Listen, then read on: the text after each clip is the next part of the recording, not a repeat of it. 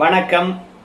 என்ன செய்தி பார்க்க போறோம்னு கேட்டீங்கன்னா, இந்த ஆட்சி எப்பொழுது வேண்டுமானாலும் கவிழும்.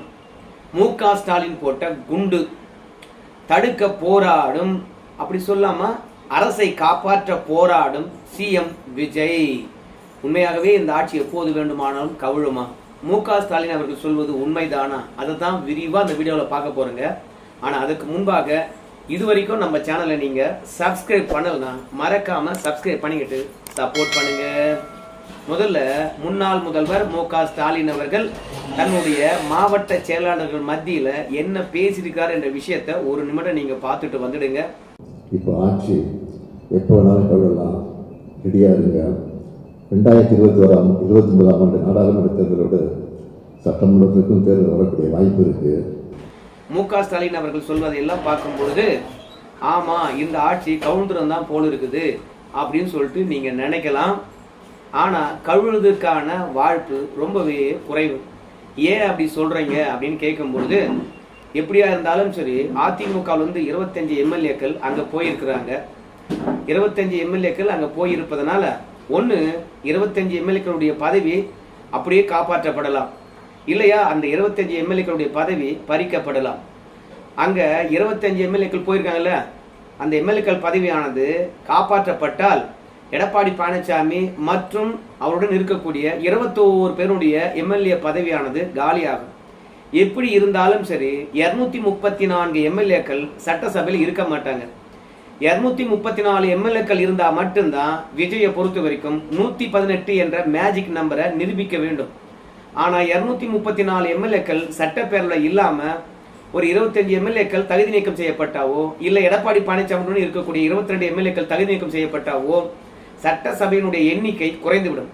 அப்படி சட்டசபையினுடைய மொத்த எண்ணிக்கை குறைந்து விட்டால் சட்டசபையில எத்தனை எம்எல்ஏக்கள் இருக்கிறாங்களோ அத்தனை எம்எல்ஏக்கள்ல விஜய் அவர்கள் பெரும்பான்மையை நிரூபிக்க வேண்டும். அப்படி பார்க்கும்போது விஜய்க்கு இன்னைக்கு இருக்கக்கூடிய 107 எம்எல்ஏக்கள் போதுமானவையாக இருக்கும். தேவையில்லாம திமுக கூட்டணி கட்சிகள் இருக்குல்ல, அவங்களை இழுத்து பிடிச்சு வச்சிருக்கணும் அப்படின்ற அவசியம் இல்லை. ரெண்டாவது, கூட்டணி கட்சிகள் ஸ்டாலினுடன் போய் சேர்ந்தா ஐயோ அவங்க எல்லாம் மெஜாரிட்டி ஆயிடுவாங்க, நம்ம மைனாரிட்டி ஆயிடும் அப்படின்னு இந்த விஜய் பயப்பட தேவையும் இல்லை. எப்படி பார்த்தாலும் சரி, அதிமுக ரெண்டா உடைஞ்சது. விஜய் ஆட்சி 5 ஆண்டு காலம் நிம்மதியாக பயணிக்கும். எவ்வளவு முட்டினாலும் சரி, எவ்வளவு மோதினாலும் சரி, ஒருபோதும் ஆட்சி கவிழாது. ஏன் அப்போ முன்னாள் முதலமைச்சர் திடீர்னு எப்பொழுதா வேண்டுமானாலும் இந்த ஆட்சி களையலாம் கவிழலாம் சொல்லியிருக்கிறாரு அப்படின்னு சொல்லிட்டு நீங்க கேட்கலாம். அவங்க கட்சிக்காரங்க சோர்ந்து விடக்கூடாது இல்லையா? அதனாலதான் ஏப்பா சுறுசுறுப்பா இருங்கப்பா, இந்த நாடாளுமன்ற தேர்தலுடன் தமிழ்நாட்டுடைய சட்டமன்ற தேர்தல் வந்தாலும் வருவதற்கான வாய்ப்பு இருக்குதுப்பா அப்படின்னு அவங்க சொல்லிக்கிட்டு திரியிறாங்க. எடப்பாடி பழனிசாமி திமுக ஆட்சி ஒரே நாடு ஒரே தேர்தல் என்ற அடிப்படையில இந்த திமுக ஆட்சி கலைந்துவிடும், இன்னும் 10 அமாவாசைகள் தான் அப்படின்னு சொல்லி கடைசி வரைக்கும் 10 அமாவாசைன்னு சொல்லி இந்த ஸ்டாலின் ஆட்சியானது 5 ஆண்டு காலம் ஓடிச்சு. அதே மாதிரி தான் எடப்பாடியாருடைய ஆட்சி 4 நாள் தாங்காது, 40 நாள் தாங்காது அப்படின்னு சொன்னவங்க இதே ஸ்டாலின் தான். அதனால ஏன்பா அரசியல் களத்துல 65 ஆண்டு காலமாக பயணித்து இருக்கக்கூடிய மு.க. ஸ்டாலின் சொல்றது எப்படி பொய்யாகும் அப்படிலாம் நீங்க கேட்பீங்க. களத்துல நம்பர் இல்லையே, வேற யாரும் மெஜாரிட்டியா இல்லையே. அதிமுக திமுக ஒன்றிணைந்தால் ஒரு புதிய ஆட்சி உருவாக்கலாம். ஆனா அதிமுக தான் ஒழுங்கா இல்லையே, அதான் உடஞ்சி போச்சு. திட்டம் போட்டு ஆதரவாச்சுனா பணத்தை காட்டி பதவியை காட்டி உடைச்சிட்டானே. துளி கூட நேர்மை இல்லாம புளோர்ல, அதாவது சட்டப்பேரவையில எத்தனை எம்எல்ஏக்கள் முழுமையா இருக்கணுமோ அத்தனை எம்எல்ஏக்கள் இல்லாத காரணத்தினால விஜயுடைய பெரும்பான்மை நிரூபிக்கப்பட வேண்டியதும் இல்ல. ஆனா நம்பிக்கையில்லா தீர்மானம் கொண்டு வந்தாலும் தோத்துப்படும். அதனால இந்த ஆட்சியானது எப்போதும் கவிழாது, 5 ஆண்டு காலம் ஓடும். ஒருவேளை திமுக நினைத்தால் இந்த ஆட்சியை கலைக்கலாம். எப்படி அப்படின்னு பார்க்கும்போது, திமுக கிட்ட தான் இன்னைக்கு வலுவா பணம் இருக்குது. எத்தனையோ தபேகா சட்டமன்ற உறுப்பினர்கள் எளிய பின்னணியிலிருந்து வந்திருக்காங்க. அவங்க இந்த ஆட்சியில சம்பாதிக்க முடியலன்னு வச்சுங்களேன்.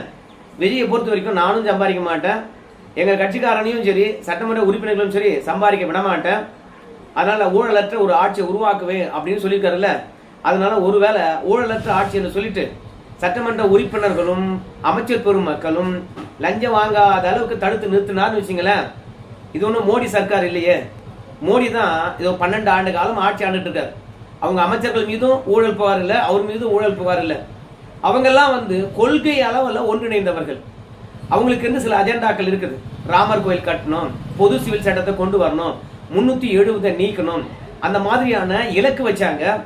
நம்ம நாட்டில் இருந்து அந்நிய சக்திகளை வெளியேற்ற வேண்டும், அண்டை நாட்டிலிருந்து வந்தவன்லாம் இங்க அனுபவிச்சிருக்கான், அவன்லாம் துரத்தி அடிக்கணும், அகண்ட பாரதத்தை உருவாக்கணும் அப்படின்னு மோடிக்கும் சரி கூட இருக்கிறவங்களுக்கும் குறிக்கோள் இருக்கு. ஆர்எஸ்எஸ் பின்புலத்திலிருந்து வந்தவங்க, நாட்டை நேசிக்கக்கூடியவங்க, ஒழுக்கத்தை நேசிக்கக்கூடியவங்க, ஏற்றத்தாழ்வு இல்லாத சமூகத்தை உருவாக்க வேண்டும் என்று நினைக்கிறவங்க ஆர்எஸ்எஸ் காரங்க. ஸோ அவங்க வந்து லஞ்சம் வாங்காம மக்களுக்காக சேவை செய்யலாம். ஆனா இந்த ஜோசப் விஜய்க்கு பின்னாடி இருக்கக்கூடியவன், அதுவும் வெற்றி பெற்று இருக்கக்கூடியவன், ஒன்னு அதிமுக கலந்து போயிருக்கான், இல்ல திமுக கலந்து போயிருக்கான். ஸோ அதனால 2 கட்சியில் இருந்து தான் பெரும்பான்மையானோர் போய் அங்க சேர்ந்திருப்பதனால, ஏற்கனவே அவங்க ஊழல் மயமாக மாறி போய் இருப்பதனால தேன் அழித்தவன் கை நக்க முடியுமா? அதனால இரும்பு பிடிச்ச கையும் சரங்கு பிடிச்ச கையும் சும்மா இருக்குமா?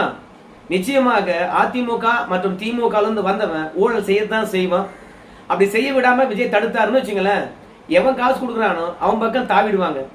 ஒருவேளை 50க்கும் மேற்பட்ட எம்எல்ஏக்கள் விஜய் பக்கத்திலிருந்து விலகினார்கள் என்றால், ஏங்க ஒரு 30 எம்எல்ஏக்கள் கூட விஜய் மீது அதிருப்தி அடைந்து வெளியேறினார்கள் என்றால் நிச்சயமாக இந்த ஆட்சி கவிழ்ந்து விடும். ஒருவேளை திமுக தான் இதுக்கெல்லாம் முயற்சி பண்ணலாம். அந்த கட்சியின் கட்டுக்கோப்புடன் இருக்கிறது. இந்த மாதிரி எம்எல்ஏக்களை இழுக்கிற வித்தையெல்லாம் அவங்களுக்கு தான் நல்லாவே தெரியும். ஏன்பா தவேகாவில் வந்து பாத்தீங்கன்னா விஜய் என்ற மோகத்தினாலும் கவர்ச்சினாலும் ஒன்றிணைந்திருக்காங்க. அவங்க வந்து எப்படி விஜய் விட்டு வந்துருவாங்க அப்படின்னு சொல்லிட்டு நீங்க கேட்கலாம். விஎஸ் பாபுன்னு ஒருத்தன் மு.க. ஸ்டாலின் அவர்களை தோக்கடிச்சுவேன். அவன் இன்னைக்கும் அதிருப்தியில தான் இருக்கிறானா? காரணம் என்னன்னு பார்க்கும்போது, எல்லோருக்கும் அமைச்சர் பதவியானது உறுதியளிக்கப்பட்டிருக்குதான். விஎஸ் பாபு மு.க. ஸ்டாலினே தோக்கடிச்சிருப்பதனால விஎஸ் பாபு அவர்களுக்கு அமைச்சர் பதவி வேணும்னு கேட்கிறாரு. ஆனா கொடுக்குற மாதிரி தெரியல, இப்போதே அதிருப்தியில் இருக்கிறான். அதனால விஎஸ் பாபுனுடைய நெருங்கிய தொடர்பில் இருக்கிறவங்களை எல்லாம் அவரே பிரெயின் வாஷ் பண்ணுவாரு. திமுக கொஞ்சம் டிகர் பண்ணா போதும், நிச்சயமா பல பேர் திமுக பக்கம் வருவதற்கான வாய்ப்பு இருக்குது. அந்த மாதிரி வேண்டுமானால் ஆட்சி மாற்றம் நிகழலாம். ஏன்பா திமுக தான் சொல்லிச்சு, குதிரை பேரமானது தமிழக வரலாற்றிலே இல்லாத ஒன்று, மாற்றம் என்று சொல்லிக்கிட்டு இந்த தவேகாரங்க வந்தாங்க. ஆனா தமிழகத்துல குதிரை பேரத்தை ஊக்குவித்து விட்டார்கள், குதிரை பேரத்தை கொண்டு வந்துட்டாங்க. இவ்வளவு மட்டமா வந்து பேரம் பேசுற ஆட்சியா இருக்கும் என்று நான் நினைக்கவே இல்லை. அதாவது சேஞ்சின்னு சொன்னாங்க, ஆனா இவங்க பல ஷோபாக்களை எக்ஸ்சேஞ்ச் பண்ணிக்கிறாங்க. இந்த மாதிரி குதிரை பேரத்தை அனுமதிக்கவே கூடாதுன்னு சொல்லிட்டு திமுக தான் பேசியிருக்குது அப்படின்னு நீங்க சொல்லலாம். ஏங்க எதிரி என்ன ஆயுதம் எடுக்கின்றானோ அந்த ஆயுதம் எடுத்தா மட்டும்தான் களத்துல நிக்க முடியும். விஜய் மட்டும் அடிக்கடி குதிரை பேரம் நடத்துவாரு, கோடிக்கணக்கான பணத்தை கொடுப்பாரு, அதன் மூலமாக ஆட்சியை தக்க வைத்துக் கொள்வாரு. ஆனா நாமெல்லாம் குதிரை பேரத்தில் ஈடுபடவே கூடாதுன்னா என்ன நியாயம்? எதிரி தான் நம்ம என்ன ஆயுதம் எடுக்க வேண்டும் என்பதையே முடிவெடுக்கின்றார். அதனால இந்த ஆட்சி குதிரை பேர ஆட்சியா இருந்தா நாமளும் குதிரை பேரம் செய்து இந்த ஆட்சியை அகற்ற வேண்டும். ஏயா மக்களால் தேர்ந்தெடுக்கப்பட்ட அரசாங்கத்தை மாற்றணும்னு சொல்றீங்களா? நியாயமா இருக்குமா அப்படின்னு சொல்லிட்டு கேட்பீங்க. இந்த வீடியோவை பாருங்க. விஜய் அவர்கள் யோசித்து மத சார்பற்ற கொள்கையில், சமூக நீதி கொள்கையில் நான் உறுதியாக இருந்து இஸ்லாமிய சகோதரர்களும் கிறிஸ்தவ சகோதரர்களும் என்னை தேர்ந்தெடுத்தார்கள். நான் கொள்கையில் இருந்து விலக மாட்டேன். ஆமா ஆதுவாச்சினா என்ன சொல்றாரு? விஜய்க்கு கிறிஸ்துவனும் இஸ்லாமியனும் மட்டும்தான் ஓட்டு போட்டானே, இந்துக்கள் ஓட்டு போடவே இல்லையா?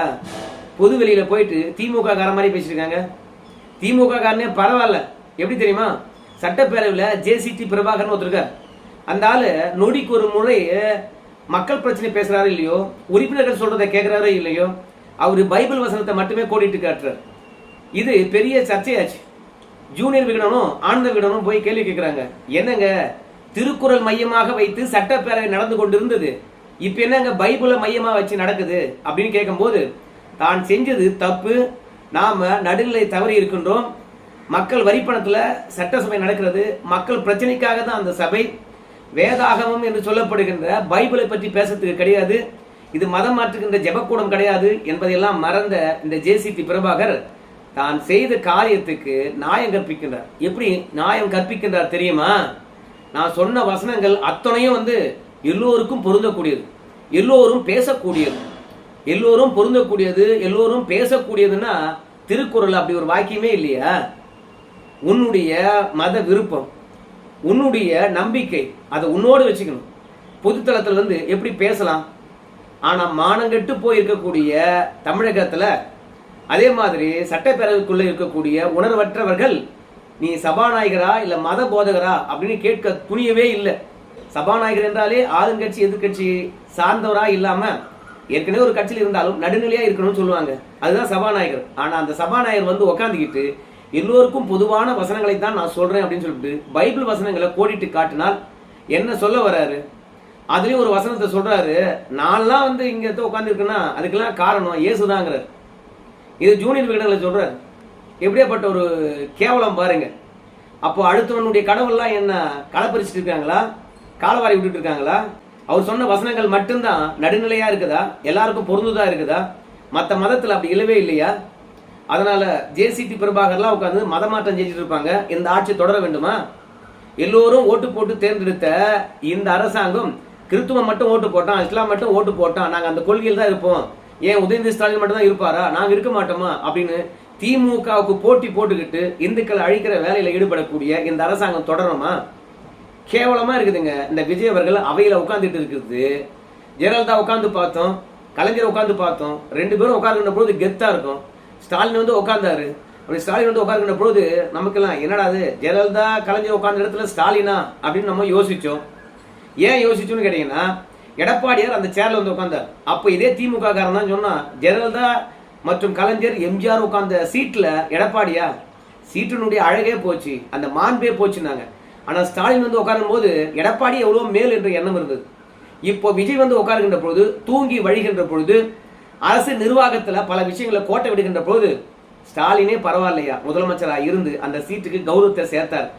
ஸ்டாலின் உட்கார்ன்ற போது நம்ம என்னவோ நினைச்சோம். ஆனா இப்ப விஜய் உட்காரும் போது தான் தெரியுது, அந்த சீட்ல ஸ்டாலின் உட்கார்ந்ததே மேல் தான், நல்லா தான் இருந்தது அப்படின்னு எண்ணம் தோன்றுது. இன்னைக்கு ஒரு 9 அமைச்சர்களோ 8 அமைச்சர்களோ இருக்காங்க. ஏதாவது ஒரு அமைச்சருக்கு இதுதான் துறைன்னு சொல்லிட்டு இந்த துறையை போய் கவனிங்க அப்படின்னு விஜய் உத்தரவிட்டு இருக்கின்றாரா? நம்ம வரிப்பணத்துல சம்பளம் வாங்க போறாங்க, நம்ம வரிப்பணத்துல பாதுகாப்பு, நம்ம வரிப்பணத்துல உணவு, நம்ம வரிப்பணத்துல வீடு, நம்ம வரிப்பணத்துல வாகனம், நம்ம வரிப்பணத்துல செல்போனு, நம்ம வரிப்பணத்துல ரீசார்ஜ், எல்லாமே நம்ம வரிப்பணம். ஆனா இந்த விஜய் அவர்களை பொறுத்த வரைக்கும் அனுபவம் இல்லாத காரணத்தினால இவர் தான் அமைச்சர் என்று அடையாளம் காட்டின பிறகு, பதவி பிரமாணம் செய்த பிறகு 6 நாளா ஒரு அமைச்சர்களுக்கு துறை இல்லாம அவங்க என்ன வேலையை பார்க்கறாங்க, எந்த துறையை கவனிக்கிறாங்க? அமைச்சர்களை போட்டுட்டு துறையை ஒதுக்காதனால எந்த துறையினுடைய வேலை முடங்கி போயிருக்குன்னு தெரியலையே. நலத்திட்டங்கள் செய்வதற்கு தான் நீங்க நேரம் கேட்டீங்க, நிதி நிலைமை எப்படி இருக்குன்னு சொல்லிட்டு நாம பார்த்துக்கிட்டு நலத்திட்டங்களை செயல்படுத்தணும்னு சொன்னீங்க. ஆனால் அமைச்சரவையில இவருக்கு இன்னும் துறை என்று ஒதுக்குவது கூட உங்களுக்கு கால அவகாசம் வேணும். நம்ம தமிழக வரலாற்றில் அமைச்சராக பொறுப்பேற்றவர்கள் துறையுடனே பொறுப்பேற்பார்கள், இல்லை என்றால் பதவி ஏற்றுவிட்ட மறுநாளே வந்து பொறுப்பு ஒப்படைக்கப்படும். ஆனால் 6 நாளா பொறுப்பு ஒப்படைக்கவே இல்லை. ஆனால் விஜயனுடைய ரசிக மனப்பான்மையில் இருக்கக்கூடிய எல்லா யூடியூபர்ஸும் எல்லா இன்ஃபுளுசரும் விஜய் எதை செய்தாலும் சரி பாராட்டிக்கிட்டே இருக்காங்க. ஆனால் நடுநிலை தவறுகின்றார்கள். ஒரு மதத்தை தூக்கி பிடிக்கிறாங்க, இன்னொரு மதத்தை இழிவுபடுத்துறாங்க. அவனுக்கு வாயிலிருந்து வார்த்தையே வராதா? கடந்த காலத்தில் திமுக இந்த தப்பெல்லாம் பண்ணும்போது சுட்டி காட்டினீங்களே இல்லையா? மாற்றம் மாற்றம் என்று வந்துட்டீங்க, நாங்களும் திமுக போலதான் அப்படின்னு சொன்னா என்ன மாற்றம்? அதனால இந்த தமிழகத்துல பொறுத்த வரைக்கும் அந்த வார்த்தையை பேசக்கூடாதுன்னு சொன்னா தான் அந்த வார்த்தையை பேசுவான். அந்த படத்தை பார்க்க கூடாதுன்னு சொன்னா அந்த படத்தை பார்ப்பான். டேய், அந்த பொருளை பயன்படுத்தக்கூடாது, அந்த போதை பொருளை பயன்படுத்தக்கூடாது, குடிக்க கூடாதுன்னா அப்பதான் குடிப்பான். அந்த மாதிரிதான் இன்னைக்கு இருக்கின்ற மக்களை பொறுத்த வரைக்கும். அடா சாமிங்களா, இன்ஸ்டாவில் ரீல்ஸ் போடுறவனெல்லாம் வந்து எம்எல்ஏ ஆக்கி உட்கார வச்சிங்களடா அப்படி எண்ணம் தான் நமக்குள்ள தோணுது. விஜய வெற்றி பெறவே செய்ய வைக்க கூடாது, அனுபவம் இல்லை அப்படின்னு சொன்னோம். அந்த அனுபவம் இன்மையானது இப்ப நல்லாவே தெரியுது. எந்த ஆட்சி வேணாம், எந்த ஆட்சி வரக்கூடாதுன்னு நினைச்சோமோ அந்த ஆட்சி கொண்டாந்துருக்காங்க. அதான் நம்ம சொன்னோமே, குடிக்க கூடாதுன்னா அதைத்தான் அதிகமா குடிப்பான். அந்த படத்தை பார்க்க கூடாதுன்னா அந்த படத்தை தான் மறைவா கூட போய் பார்ப்பான். அந்த மாதிரி தான் இந்த ஆட்சி வேணான்னு சொல்லும் போது அந்த ஆட்சியை கொண்டாண்டாங்க. இன்னைக்கு 6 நாள்ல நாங்க தப்பு பண்ணிட்டோம், யார் என்னன்னு பார்த்து ஓட்டு போட்டிருக்கணும், தப்பு பண்ணிட்டோம் அப்படின்னு வருத்தப்படுறாங்க. நிறைய காணொலிகள் வருது. பல விஷயங்கள் வந்து தப்பு தப்பா தான் இவங்கெல்லாம் வந்து செஞ்சிட்டு இருக்காங்க. பைபிள்லாம் வந்து எடுத்து கோடிட்டு காட்டி இந்த மாதிரி வசனங்களை நீங்க கேள்விப்பட்டிருப்பீங்களா அப்படின்னு சொல்றாங்க. பல பேர் ஆட்சி இடத்தை வந்திருக்கீங்களா, இல்ல பைபிள் வசனத்தை வச்சு ரீல்ஸ் போட வந்திருக்கீங்களா அப்படின்னு கேள்வி கேட்டு இருக்காங்க. உங்க ஆளை தூக்கி பிடிங்க, வேணான்னு சொல்லல, அதுக்கு பைபிள்லாம் இழுக்காதீங்கடா அப்படின்னு. இதெல்லாம் யாருடைய தாக்கம்? ஜேசிடி பிரபாகருடைய தாக்கம். அதாவது ஜெகன்மோகன் ரெட்டி வரும்போது ஆந்திராவில் பெரும்பான்மை இந்துக்கள் இருந்தாங்க. ஆனா ஜெகன்மோகன் ரெட்டி வந்த பிறகு 80 லட்சம் பேரை மதம் மாத்தினாராம். சோ எப்படி கொத்து கொத்தா மதம் மாத்திருப்பாங்க பாருங்க. 5 வருஷத்துல 80 லட்சம் பேர் அவங்கள மீண்டும் தாய் மதம் கொண்டு வர முடியுமா? இல்ல மதம் மாறுவாங்களா? இப்ப அந்த மாதிரி தான் தமிழகத்துல நிகழ்ந்து கொண்டிருக்கிறது. சோ என்னை பொறுத்த வரைக்கும் தேவையில்லாத ஆணிய நாமளே எடுத்து சொருகிட்டோமோ அப்படின்ற எண்ணம் மட்டும்தான் இருக்கிறது. ஏன்பா கடைசி வரைக்கும் எடப்பாடிக்கு முட்டுதானா அப்படின்னு சொல்லிட்டு கேட்பீங்க. ஜெயிச்சு ஆட்சி கட்டில் இருக்கும் போது பின்னணியில இருப்பதை விட தோல்வி அடைகின்ற போது துணையா இருப்பதுதான் நம்முடைய வாடிக்கை. அப்பதான் யார் நல்லவங்க கெட்டவங்க தெரியும். அதனால தோத்தாலும் ஜெயித்தாலும் சரி நடுநிலையா இருப்போம், எடப்பாடிக்கு ஆதரவாக இருப்போம் என்பதில் மாற்று கருத்தே கிடையாது. இந்த வீடியோ தொடர்பாக உங்க கருத்து சொல்லுங்க. நன்றி.